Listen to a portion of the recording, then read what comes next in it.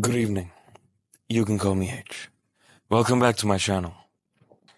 Tonight, I am having a 2023 Rosé by Old Coach Road from New Zealand.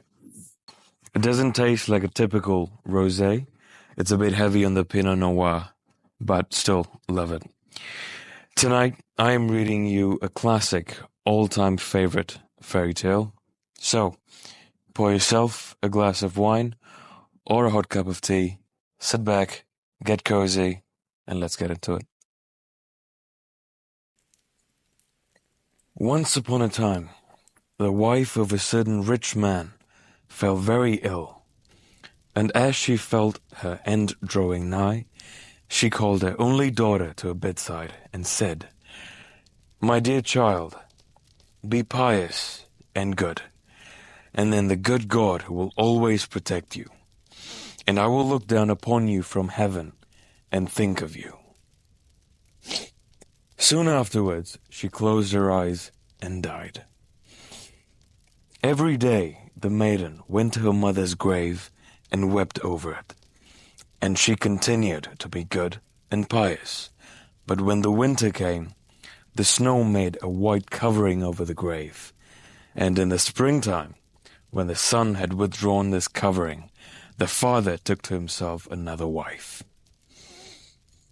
This wife brought home with her 2 daughters, who were beautiful and fair in the face, but treacherous and wicked at heart. Then an unfortunate error began in the poor stepchild's life. "Shall the stupid goose sit in the parlor with us?" said the 2 daughters. "They who would eat bread must earn it. Out with the kitchen maid." So they took off her fine clothes and put upon her an old grey cloak and gave her wooden shoes for her feet. "See how the once proud princess is decked out now," said they, and they led her mockingly into the kitchen. Then she was obliged to work hard from morning to night, and to go out early to fetch water, to make the fire, and cook and scour. The sisters treated her besides with every possible insult, derided her, and shook the peas and beans into the ashes, so that she had to pick them out again. At night, when she was tired, she had no bed to lie on, but was forced to sit in the ashes on the earth. And because she looked dirty through this, they named her Cinderella. One day it happened that the father wanted to go to the fair, so he asked his 2 daughters what he should bring them. "Some beautiful dresses," said one. "Pearls and precious stones," replied the other. "But you, Cinderella," said he, "what will you have?" "The first bough, father, that knocks against your head on your way homewards. Break it off for me," she replied. So he bought the fine dresses and the pearls and the precious stones for his 2 stepdaughters, and on his return, as he rode through a green thicket, a hazel bough touched his hat, which he broke off and took with him. As soon as he got home, he gave his stepdaughters what they had wished for, and to Cinderella he gave the hazel branch. She thanked him very much, and going to her mother's grave, she planted the branch on it, and wept so long that her tears fell and watered it, so that it grew and became a beautiful tree. Thrice a day Cinderella went beneath it to weep and pray, and each time a little white bird flew on the tree, and if she wished aloud, then the little bird threw down to her whatever she wished for. After a time, it fell out that the king appointed a festival, which was to last 3 days, and to which all the beautiful maidens in the country were invited, from whom his son was to choose a bride. When the 2 stepdaughters heard that they might also appear, they were very glad, and calling Cinderella, they said, Comb our hair, brush our shoes, and fasten our buckles, for we are going to the festival at the king's palace." Cinderella obeyed, crying, because she wished to go with them to the dance. So she asked her stepmother whether she would allow her. "You, Cinderella," said she, "you are covered with dust and dirt. Will you go to the festival? You have no clothes or shoes, and how can you dance?" But, as she urged her request, the mother said at last, "I have now shaken into the ashes a tub full of beans. If you have picked up them again in 2 hours, you shall go." Then the maiden left the room and went out at the back door into the garden and called out, "You tame pigeons and doves, and all you birds of heaven, come and help me to gather the good into the tub, and the bad ones you may eat." Presently, in at the kitchen window came 2 white pigeons, and after them the doves, and soon all the birds under the heaven flew chirping in and down upon the ashes. Then they began to pick,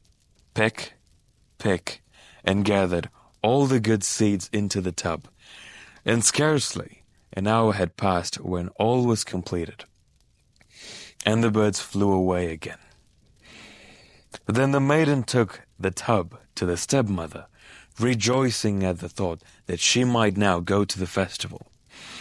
But the stepmother said, "No, Cinderella, you have no clothes and cannot dance. You will only be laughed at." As she began to cry, the stepmother said, "If you can pick up quite clean 2 tubs of beans, which I throw amongst the ashes, in 1 hour, you shall accompany them." And as she thought to herself, she will never manage that.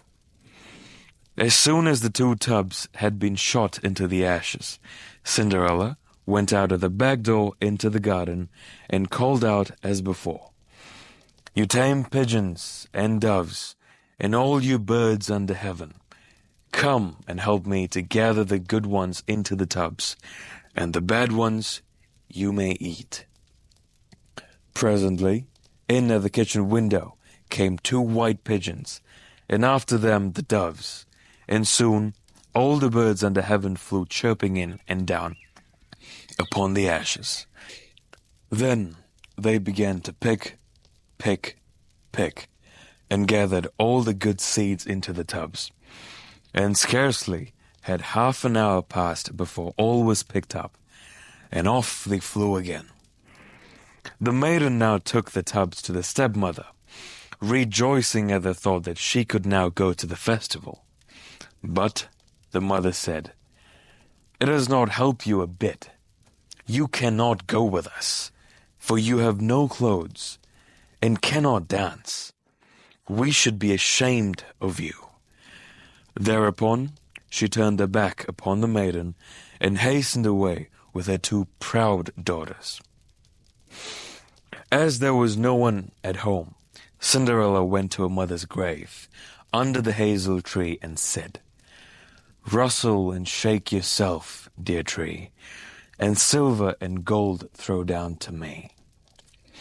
Then the bird threw down a dress of gold and silver, and silken slippers ornamented with silver. These Cinderella put on in great haste, and then she went to the ball. Her sisters and stepmother did not know her at all, and took her for some foreign princess, as she looked so beautiful in her golden dress.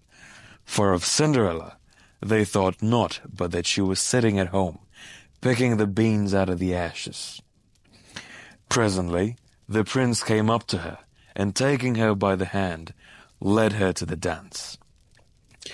He would not dance with anyone else, and even would not let her go of a hand, so that when anyone else came to a dance, he said, "She is my partner." They danced till evening, when she wished to go home, but the prince said, "I will go with you and see you safe," for he wanted to see whom the maiden belonged. She flew away from him, however, and sprang into the pigeon house. So the prince waited till the father came, whom he told that the strange maiden had run into the pigeon house. Then the stepmother thought, "Could that be Cinderella?" And they brought an axe wherewith the prince might cut open the door. But no one was found within. And when they came into the house, there lay Cinderella, in her dirty clothes, among the ashes, and an oil lamp was burning in the chimney, for she had jumped quickly out on the other side of the pigeon house, and had run to the hazel tree, where she had taken off her fine clothes and laid them on the grave. And the bird had taken them again, and afterwards she had put on her little grey cloak, and seated herself among the ashes in the kitchen.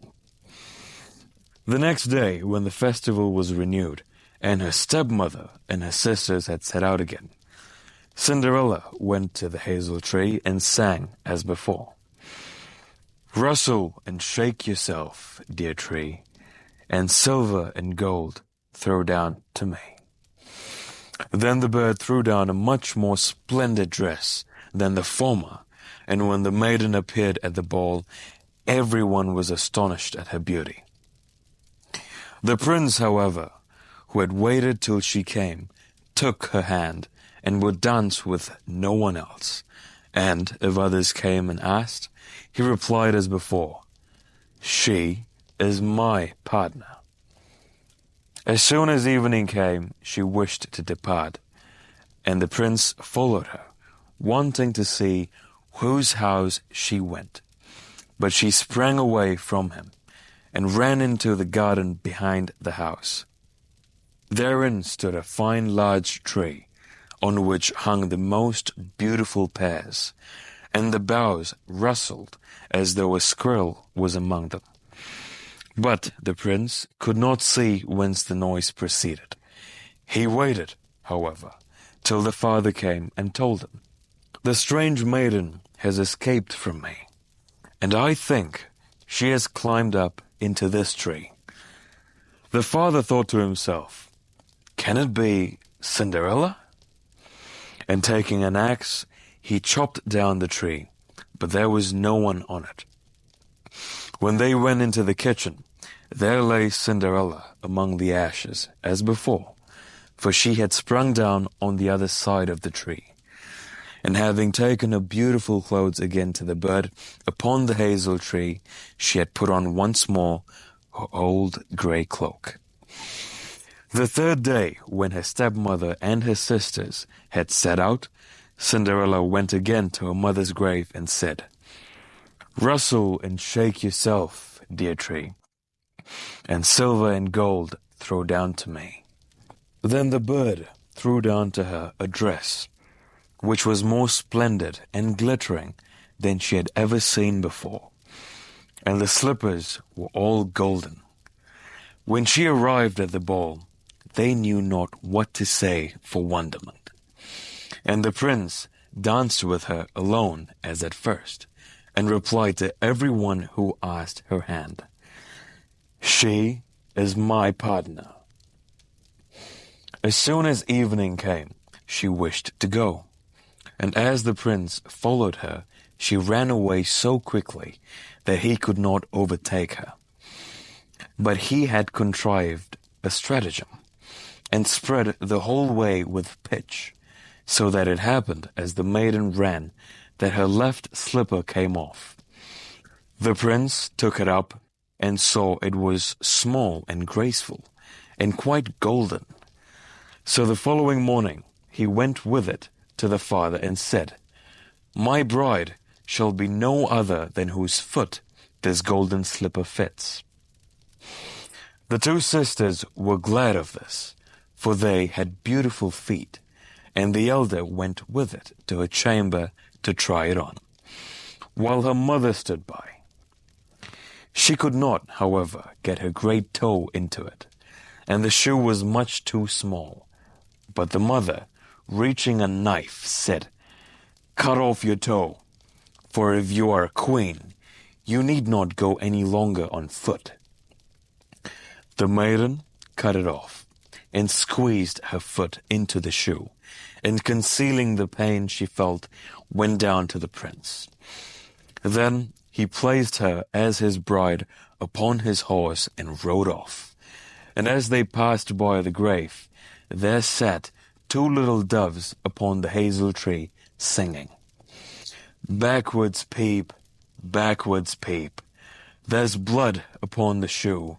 The shoe's too small, and she behind is not the bride for you." Then the prince looked behind and saw the blood flowing. So he turned his horse back and took the false bride home again, saying she was not the right one. Then the other sister must need fit on the shoe. So she went to a chamber and got her toes nicely into the shoe, but the heel was too large. The mother, reaching a knife, said, "Cut a piece off your heel, for when you become queen, you need not go any longer on foot."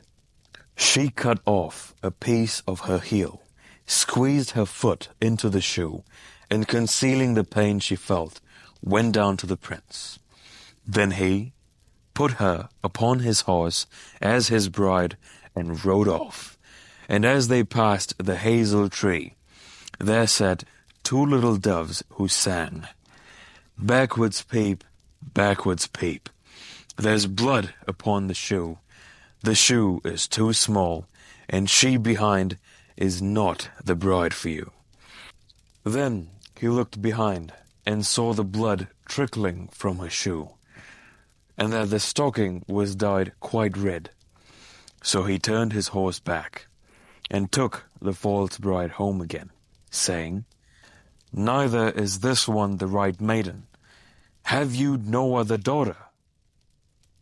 "No," replied the father, "except a little Cinderella, daughter of my deceased wife, who cannot possibly be the bride."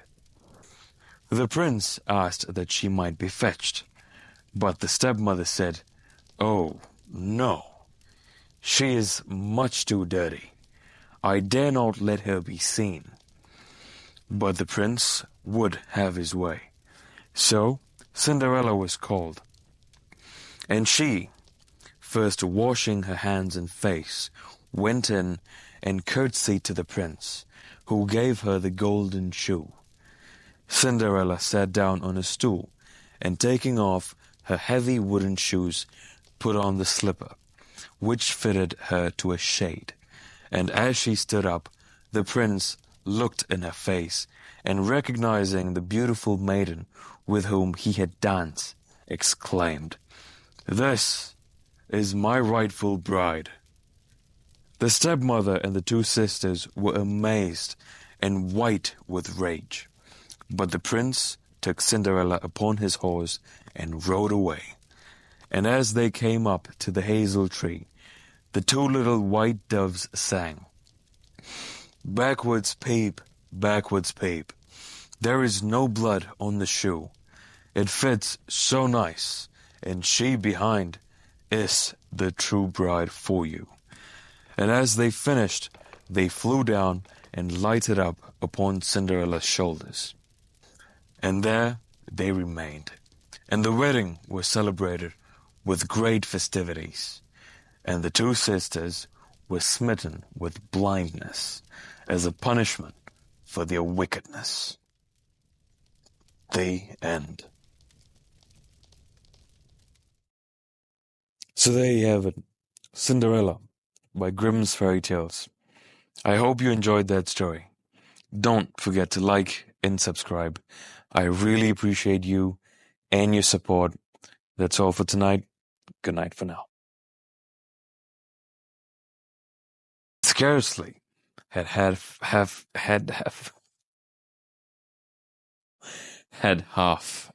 not had half an hour.